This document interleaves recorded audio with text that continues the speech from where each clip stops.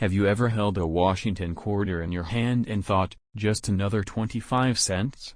What if I told you that one specific 1980 Washington quarter, a coin that probably passed through countless vending machines, sold for over $1 million at auction? Yes, you heard that right.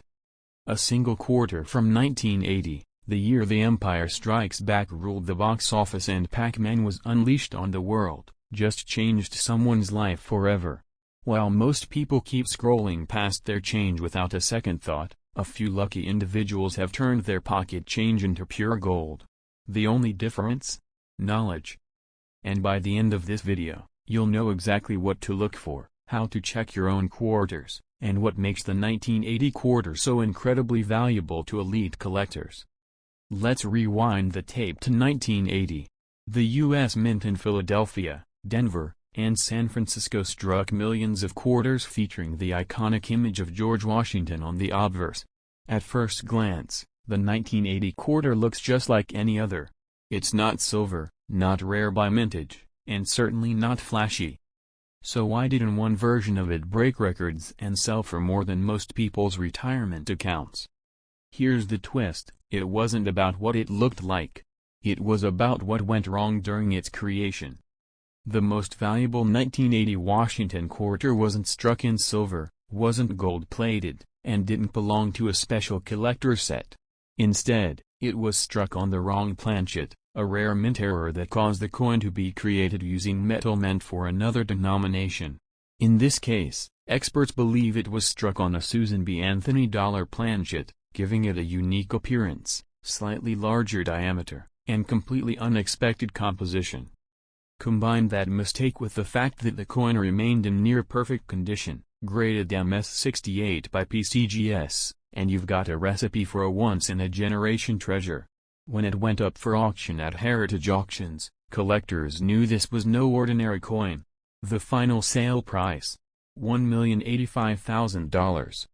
Yes. One quarter. Over $1 million. Let that sink in for a second. You could be holding that coin in your change jar, in your glove box, or buried in an old sock drawer. And the best part? You don't need to be a seasoned collector to find it, you just need to know what to look for. First, check the mint mark. The most valuable 1980 quarters were minted in Philadelphia, meaning you might see no mint mark at all, common for the era. But the magic isn't in the mark. It's in the error. Flip the coin under good lighting. Look at the size and weight. A standard 1980 quarter weighs 5.67 grams. But if yours feels heavier or lighter, or if the edges look different, smoother, or with fewer ridges, you might be holding a planchet error. Next, look for striking issues, double-die obvious errors, off-center designs, or visible doubling in the words Liberty or In God We Trust. Even a slight doubling on George Washington's face could mean the difference between 25 cents and a $25,000 payout. But here is where most people blow it, they don't get the coin graded. A rare coin with a valuable error is meaningless without professional authentication. Services like PCGS or NGC can certify the coin's error and assign it a grade. That grade is everything. It's what separates a lucky find from a 6- or 7-figure payday. And don't forget, never clean your coin. Not even a gentle rub with a cloth. Cleaning can instantly destroy its surface, and with it, the value. Now, let's talk about the collectors. Elite numismatists, the big players in the coin world, aren't just looking for rare coins. They're chasing stories, errors, and perfection. And when a 1980 quarter with an impossible error shows up in mint state condition, they'll pay anything to own it. This isn't just coin collecting anymore. It's high-stakes investment. And while some people dream about winning the lottery, others are already cashing in on forgotten quarters tucked away in old drawers. The only difference between them and you? They knew what to look for. Now so do you. So what's your next move? Grab a scale. Get a magnifying glass. Dig through those coins you've been ignoring for years. Look for that 1980 Washington quarter, especially those with odd weight, odd color, strange metal, or suspicious doubling. And if something looks off, don't dismiss it. That flawed coin might just be your million-dollar opportunity. But here's what makes the 1980 quarter even more fascinating. Most people never gave it a second glance. After all, it wasn't made of silver, it didn't come in a fancy set, and it didn't have a commemorative label. It was just a quarter. Ordinary, right? Not even close. Because among those ordinary coins, a few extraordinary errors occurred, errors that turned one of the most common coins in American pockets into one of the rarest in numismatic history. One coin. One slip-up. $1 million opportunity. Let's dig into the types of errors that made collectors go wild. The most valuable 1980 quarter discovered to date was struck on a Susan B. Anthony dollar planchet, a metal blank meant for a completely different coin. That means it had the wrong size, wrong weight, and wrong metallic composition. Imagine the chaos that caused. The press wasn't calibrated for that planchet, yet the coin came out nearly flawless. Not only was it a stunning error, it was aesthetic perfection, with bold features, a sharp rim, and gleaming surfaces that screamed mint-state quality. Even seasoned coin graders were stunned. The odds of such an error making it through quality control, then circulation, then surviving without wear, virtually zero. That's what made it so valuable. That's why collectors didn't blink when bidding soared past $1 million. But it's not just the Susan B. Anthony planchet you should look for. Off-center strikes, broad strikes, clipped planchets, and especially double-die obvious errors are all confirmed from the 1980 quarter run. Each of these can raise the value of your coin from cents to thousands of dollars. Take a broad strike, for example. If your coin appears slightly wider than usual, or the reeded edges are missing, it could be a broad strike. That alone, if uncirculated, can make your quarter worth hundreds to thousands of dollars. Now think about this, even circulated versions with rare errors have sold for 4 and 5 figures. That means even a quarter that's been through a few pockets might still be worth enough to pay your bills for a month, or more. The secret is condition, yes, but also rarity and collector demand. Right now, the coin market is red hot.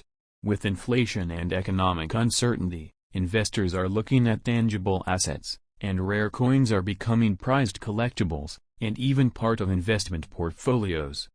And 1980? That's a sweet spot. Not too old to be unattainable. Not too new to be boring. It's recent enough that millions of these coins still exist, but rare enough that true mint errors are now commanding jaw-dropping prices. So let me ask you, when was the last time you actually checked your quarters? Not just glanced at them, but weighed them, inspected their edges, checked for doubling or off-center features? Because every week, someone else finds one. A misprint, an odd strike, a wrong metal. And while they're mailing it off for grading, researching auction sites, and fielding 5-figure offers, the rest of the world is still using quarters for parking meters. You don't need to be a numismatist. You just need curiosity and a bit of patience. A scale, a magnifying glass, good lighting, and maybe a cup of coffee and an hour of your time. And let's not forget, the US Mint isn't perfect. Despite their massive quality control systems, coins like this still get through. It's not about if there's another 1980 planchet error out there. It's about who will find it first. That person could be you. The next coin show could feature your quarter. The next auction record could have your name behind it. You just have to start looking. Coin collecting isn't just a hobby anymore. It's a hunt. A puzzle. A test of observation. And for those who succeed, it's also a source of serious financial reward. This isn't about luck, it's about knowledge and timing. Because that rare 1980 quarter wasn't just found by chance. It was recognized. And that's the difference. Anyone can find a coin. But only those who know what to look for can turn it into treasure. Don't underestimate that handful of change. Your next visit to the bank, your next look through an old coin jar, your next trip to a flea market, that could be the moment your life changes. So here's what to do next. Pull out every 1980 quarter you can find. Look at the date. Weigh it. Flip it under bright light. If anything looks odd, metal color, size, edges, letters, set it aside. That might be your $1,000,000 mistake. And once you have it, send it to PCGS or NGC. Don't delay. The longer you wait, the more prices shift. Timing is everything in collectibles, and right now, rare quarters are having a moment. You've just heard the story of a humble coin turned into a 7-figure legend. Now, it's your turn. Are you going to be the next person who uncovers hidden wealth in a simple piece of pocket change? Because this isn't just about a coin. It's about what it represents: opportunity, awareness, and action.